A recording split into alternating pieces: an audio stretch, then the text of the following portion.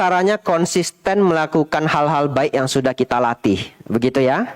Ya, saya minum dulu ya. Setelah minum saya jawab.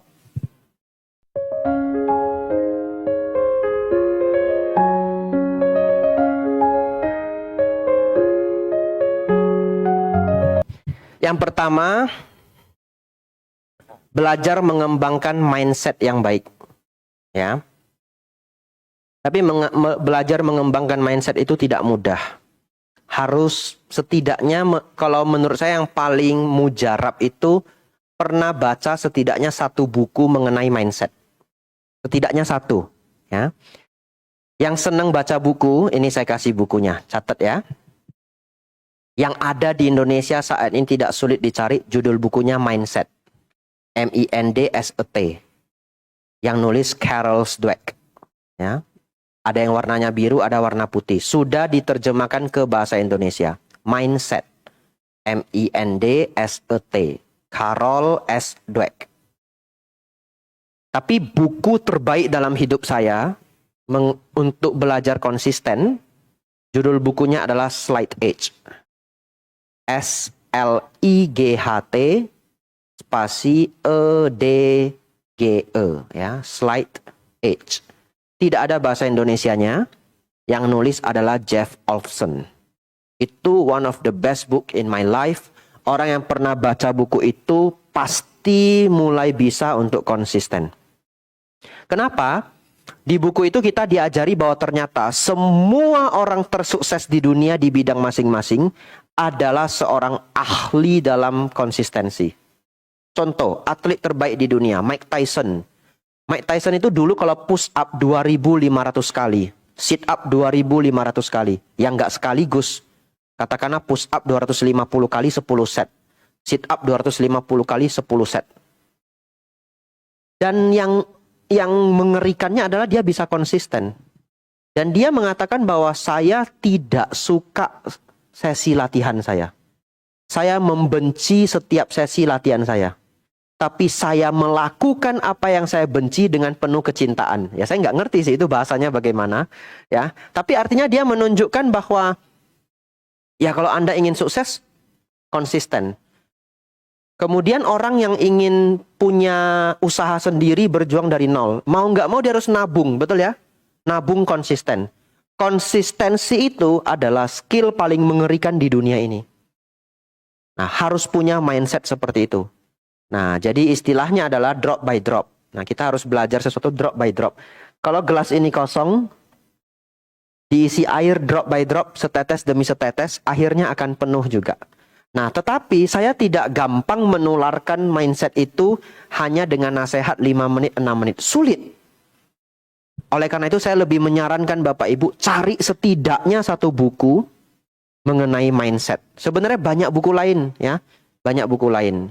Ada bukunya Anthony Robbins, The Awakened Giant. Itu juga pasti ngajarin growth mindset. Ada buku Mastery by Robert Greene. Itu juga ngajari mindset. Banyak. Tapi yang gampang dicari untuk Bapak Ibu, mindset Carol Dweck. Yang kedua, tahu diri. Nah, tahu diri itu adalah mengenal diri kita sendiri. Manusia itu makhluk yang ada kemalasannya. Betul ya? Karena manusia itu kalau terlalu rajin dia mati. Ini serius. Di Jepang itu ada orang yang meninggal karena bekerja terlalu rajin. Bahkan ada istilahnya. Manusia terlalu rajin itu bisa mati. Nah, pernah dengar enggak orang kecapean terus meninggal? Itu beneran ada loh. Ya. Ya. Bahkan orang yang saya kenal itu ada yang meninggal karena kecapean ya. Tapi saya tidak mau menyebutkan nama dan ceritanya. Khawatir nanti mungkin keluarganya nonton Dhamma ini online ikut sedih. Tapi dia beneran meninggal karena kecapean. Tetapi kita tahu kita punya sifat malas. Yang membuat kita tidak bisa konsisten latihan itu adalah kemalasan, ya, keengganan. Caranya bagaimana? Triknya bagaimana? Menampakkan hal itu. Apa maksudnya menampakkan hal itu? Contoh. Dr. Prudensia pulang dari Mendut ikut Atasilani. Terus udah mulai lupa dengan apa yang dilatih dulu. Cari secari kertas. Kertas saya hilang.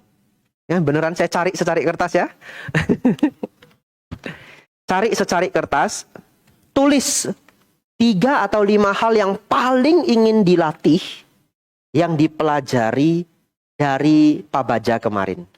Cari 3 sampai 5 poin. Contoh, karena saya orang Medan itu kadang kalau tidak sadar ngomongnya bisa kasar.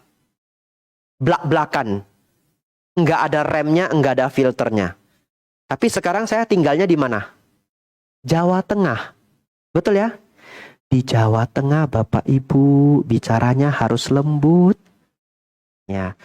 Kula mboten saged basa Jawi. Nah, gitu ya. Jadi itu sangat berbeda. Saya harus belajar melembutkan diri. Jadi saya tulis secari kertas. Jika berbicara, jangan menyakiti hati orang lain. Tak tempel di depan meja belajar. Serius. Saya tempel ini bertahun-tahun sebagai pengingat. Jadi nanti boleh tulis 3 sampai 5 hal yang ingin sekali dijadikan hal yang konsisten, tempel di tempat yang sering kita nampak. Contoh, pintu kamar kita. Jadi setiap keluar kan nampak toh? Nah, itu caranya. Lalu, dulu dapat tas toh? Tasnya itu jangan disimpan di laci. Taruh di tempat yang terlihat. Di mana aja boleh. Jadi setiap kita melihat itu sedikit ingatan. Tentu, selesai kita latihan, konsistensi itu akan berkurang pasti. Tapi dia tidak hilang. Begitu ya? Itu tipsnya. Tips terakhir. Bante, saya ya Bante. Bante suruh saya baca buku. Saya sih bisa baca buku Bante. Tapi 2 halaman sudah tidur kan begitu ya? Nah caranya bagaimana? Tidak perlu harus banyak. Itu tipsnya. Tidak perlu harus banyak. Bapak Ibu jangan bertekad. Ini kesalahan banyak orang. Mulai besok saya mau berubah. Kata Bante Abijato saya harus konsisten. Kemudian mulai besok saya bertekad. Sehari baca 50 halaman buku-buku self-improvement. Saya akan olahraga. Saya mau diet. Saya mau nabung. Wah banyak sekali tujuannya. Satu pun gak akan tersampaikan. Kenapa? Badannya capek. Badan kita itu nggak bisa memaksakan diri melakukan terlalu banyak hal yang tidak dia sukai dalam satu waktu. Capek. Ketika dia sudah capek, dia nggak mau ngerjain semuanya. Jadi kalau Bapak Ibu mau mengembangkan sifat-sifat baik, kembangkan satu-satu. Saya mulai besok mau konsisten olahraga. Itu dulu. Nanti sudah 2 bulan konsisten, baru saya mau nambahin belajar setiap sebelum tidur baca buku. Jadi pelan-pelan dikembangkan. Hal-hal baik itu dikembangkan satu-satu. Nah, tipsnya adalah, misalkan Bapak Ibu udah beli buku, mindset begitu ya. Atau bukunya Achan Brahm, tapi bukunya sudah nggak keluar. Ada buku Achan Brahm sangat bagus, judulnya Hidup Senang Mati Tenang. Kemarin saya minta umat untuk nyarikan, saya dicarikan 2 buku, dua-duanya buku bekas. Mungkin gara-gara saya kabarkan ini nanti semua yang bekas habis. Judulnya Hidup Senang Mati Tenang. Coba cari di perpustakaan. Itu buku Dhamma yang sangat bagus. Nah, kalau kita sudah bertekad, saya mau belajar baca buku. Konsisten. Gak usah banyak Bapak Ibu. Sehari 5 halaman cukup. Karena kalau Bapak Ibu sudah baca 5 halaman, menyenangkan kan lanjut toh. Jadi 6, jadi 7. Tapi kalau nggak sanggup lanjut, 5 aja cukup. Ya udah 5 aja tutup. Besok baca lagi. Tapi trik yang paling menarik adalah, ini paling berharga untuk Bapak Ibu bawa pulang. Kan ingin baca buku.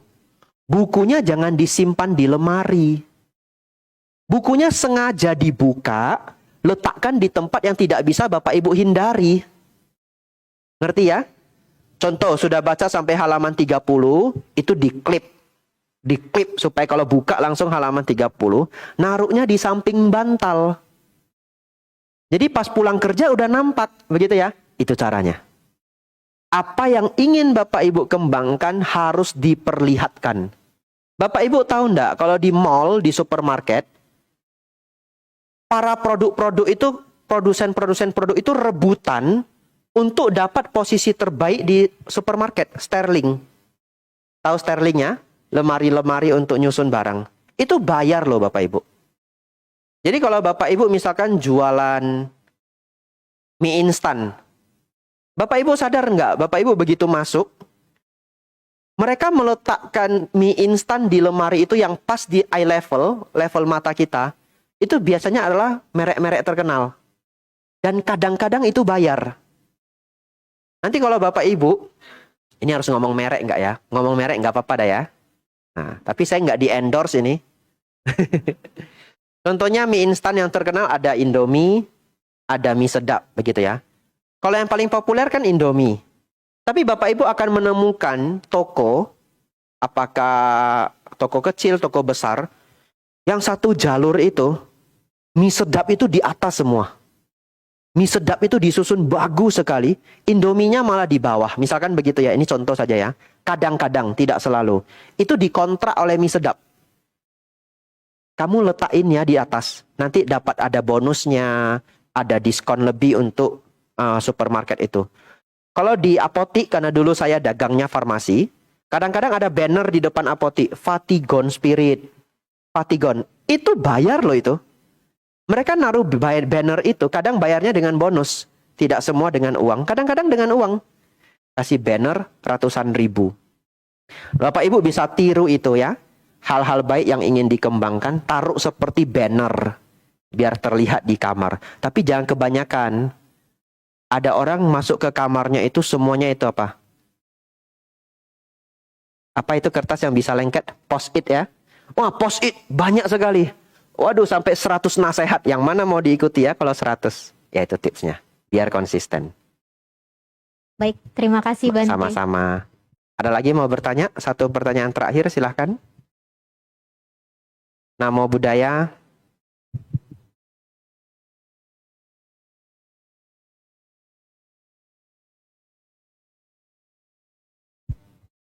Maaf, kurang terdengar. Pakai mic boleh? Ya. Ya, tolong diulang ya, Pak. Ya. Dengan Bapak siapa ini? Bapak?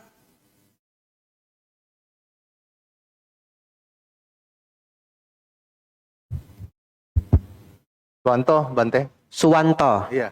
Ya, silahkan Pak. Namo Buddhaya, Bante. Namo Buddhaya.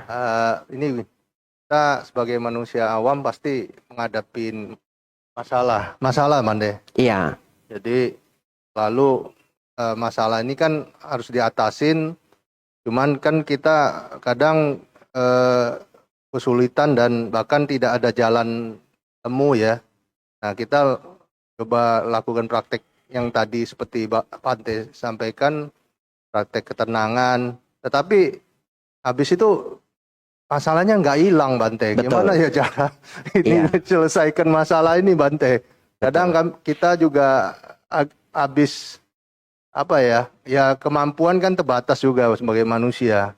Ada mungkin kadang-kadang berpikir, Bante, gimana minta bantuan ke siapa yang lebih punya? Kalau sesama manusia kan kadang kita malu, yakin, ya ada yang lebih punya kekuasaan yang lebih besar gitu, kadang berpikir gitu, Bante. Makasih, Bante. Ya, baik. Dalam Dhamma, Sang Buddha selalu mengajak kita untuk kembali melihat sebab dan akibat, ya. Nah, begini. Tentu benar ya, kehidupan manusia itu penuh dengan masalah. Cukup sering manusia itu menghadapi masalah yang beragam lagi ya. Nah, hal pertama, kalau tadi saya ceritakan cara untuk mengurangi stres, ya, itu hanya untuk mengurangi stresnya. Tapi masalah belum selesai. Dan setelah Bapak Ibu tenang, Bapak Ibu harus memikirkan solusinya. Tetapi kalau kita tidak pintar mengendalikan stres, itu juga menambah beban masalah itu sendiri, betul ya? Dan ketika kita tidak bisa tenang, kita juga sulit menyelesaikan masalah. Bahkan di dunia ini ada orang-orang yang sengaja latihan, dalam keadaan seburuk apapun dia itu nggak boleh panik. Salah satunya itu adalah tim gegana. Itu tim untuk, apa istilah bahasa Indonesianya? Menjinakkan bom ya. Ya, mereka para penjinak bom itu kalau bom meledak kan mati toh. Itu masalah itu. Itu masalah sangat besar. Tapi mereka sudah latihan dengan susah payah, mereka melatih diri agar keadaan sepanik apapun, denyut jantung mereka itu nggak lebih daripada 90. Dan itu latihan yang luar biasa. Jadi mereka nggak panik, mereka memang udah nggak bisa panik. Nah, kalau orang memiliki ketenangan seperti itu, dengan ketenangan itu dia jadi bisa mencari solusi dengan lebih baik. Kita yang ada di sini tentu bukan tim penjinak bom ya. Ini hanya cerita saja bahwa bagaimanapun melatih diri untuk bisa lebih tenang ketika ada masalah itu tetaplah hal yang baik. Lalu, bagaimana mengatasi masalah? Salah satu cara mengatasi masalah yang terbaik adalah belajar dengan orang yang berpengalaman. Ini cara terbaik. Tapi di kehidupan sehari-hari bagaimana? Ini saran saya. Cobalah pelan-pelan bergaul dengan orang yang benar-benar cerdas, benar-benar bijaksana. Tapi kadang-kadang ini sulit dicari ya. Jadi itu PR Bapak Ibu semua. Kalau Bapak Ibu perhatikan, ini Bapak Ibu harus lakukan sebenarnya. Dan ini cukup berbahaya untuk hidup Bapak Ibu. Kalau Bapak Ibu ada masalah, biasanya kan curhat toh. Bapak Ibu harus tahu, orang yang kita curhati itu kadang-kadang bisa semakin memperburuk keadaan. Dan itu sangat membahayakan. Dia tidak memberi solusi, malah menakut-nakuti kita. Misalkan begitu. Atau dia tidak memberi solusi, malah semakin menambah kebencian kita. Ngompori. Dan itu sangat berbahaya. Tips yang pertama, ketika Bapak Ibu memiliki masalah, pilihlah orang yang tepat untuk diceritakan. Itu hal pertama. Bahkan PR yang lebih besarnya adalah cari orang yang benar-benar sudah punya pengalaman. Contoh, kalau punya masalah keluarga, carilah orang tua, entah siapa aja, yang pinter menghadapi masalah keluarga. Kalau kita punya masalah dengan anak jadi bandel, misalkan begitu. Carilah teman-teman kita yang kita lihat anaknya itu kok baik semua. Kemudian nanya dia, kamu gimana ya cara kamu ngasuh anak, kebiasaannya bagaimana? Nah, dikumpuli, informasi itu dikumpuli. Tidak bisa hanya dari satu orang, 2 orang, 3 orang, 4 orang, belajar. Nah, kalau kita selalu punya masalah di dagang kita, duduk, lihat, masalah saya sebenarnya apa ya? Kalau kita katakan, oh mungkin saya buka tokonya di jalan yang terlalu kecil. Tapi kok ada ya orang yang buka toko di jalan kecil tapi jalan ya? Cari tahu. Cari orang yang bidang bisnisnya berbeda, yang mau sharing gitu. Toko kamu di masuk gang begini 2 lapis, kok jalan ya? Kamu caranya gimana ya? Lalu dia ceritain, oh sebenarnya begini. Saya itu kerjasama dengan satu toko besar di kota lain, misalkan begitu ya. Saya tidak ambil untung sedikit pun dari dia. Jadi saya itu selalu supply barang ke dia yang dia butuh, tidak ngambil profit ya. Hanya kerjasama belaka. Tapi dia selalu kalau punya pelanggan yang dia tidak bisa cover di daerahnya, tapi di daerah saya, dia kasih ke saya pelanggannya. Oh begitu ya. Kita jadi terinspirasi. Oh bisa begitu ya. Nanti belajar lagi dengan orang lain. Belajar lagi dengan orang lain. Jadi menurut saya, salah satu cara terbaik untuk mengatasi masalah adalah pelan-pelan belajar ya bagaimana mengatasi masalah itu. Kadang begini. Ini keyakinan saya. 1, memang tidak semua masalah ada solusinya. Itu 1 ya. Ada orang kena kanker stadium 4, solusinya apa? Wah, saya juga nggak bisa lagi ngasih solusi, gitu. Ya, kalau di kemo bisa selesai ya syukur, kadang-kadang tidak selesai. Nah, 1, memang tidak semua masalah ada solusinya. Tapi yang kedua adalah, kalau ada orang lain bisa melakukan sesuatu dan berhasil, tapi kita tidak berhasil, maka kita hanya tidak tahu caranya. Itu dulu diingat. Kita hanya tidak tahu caranya. Contoh, kita ngolah satu toko. Karyawan itu terus nyuri barang kita. Yang kita salahkan apa? Karyawan kita salahkan terus. Kadang-kadang bukan salah karyawan, sistem. Loh, buktinya apa? Buktinya di luar sana, ada orang yang bisa buka toko cabangnya 100, bosnya nggak usah jaga. Betul ya? Dulu saya di apotik. Ada apotik K24 namanya. Cabangnya di mana-mana, barang mereka nggak hilang. Dan apotik itu bisa di franchise. Itu salah satu waralaba apotik yang dulu, saya nggak tahu kalau sekarang, terbaik di Indonesia, yang sukses. Kan aneh ya. Ketika saya jualan, para pelanggan itu sering ngeluh, obat saya sering hilang. Obat saya sering hilang. Kadang satu papan Lipitor aja harganya sudah ratusan ribu. Gimana jaganya? Pertanyaan saya selalu adalah, K24 jaganya gimana? Kan begitu ya? Berarti Anda yang tidak tahu caranya. Toh ada apotik di luar sana yang nggak ada bosnya. Betul ya? Lalu kita yang ada bosnya jagain 10 jam, 12 jam sehari. Barangnya masih hilang. Yang salah apa? Sistemnya. Tapi kalau kita tidak menemukan sebab kesalahannya, kita akan berputar-putar dengan masalah itu tidak akan pernah selesai.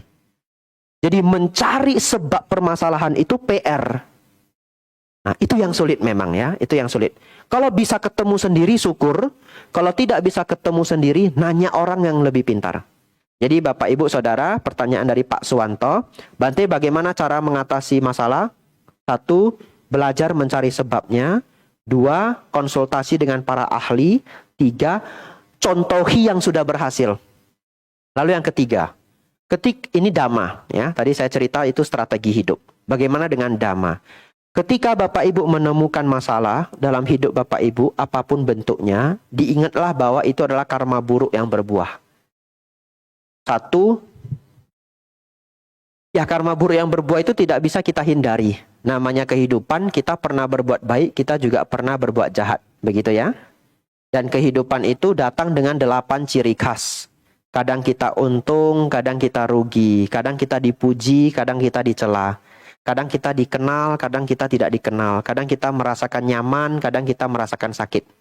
Atau kadang-kadang ini diterjemahkan, kadang kita bahagia, kadang kita menderita. Ini disebut Atha Loka Dhamma. 8 kondisi dunia.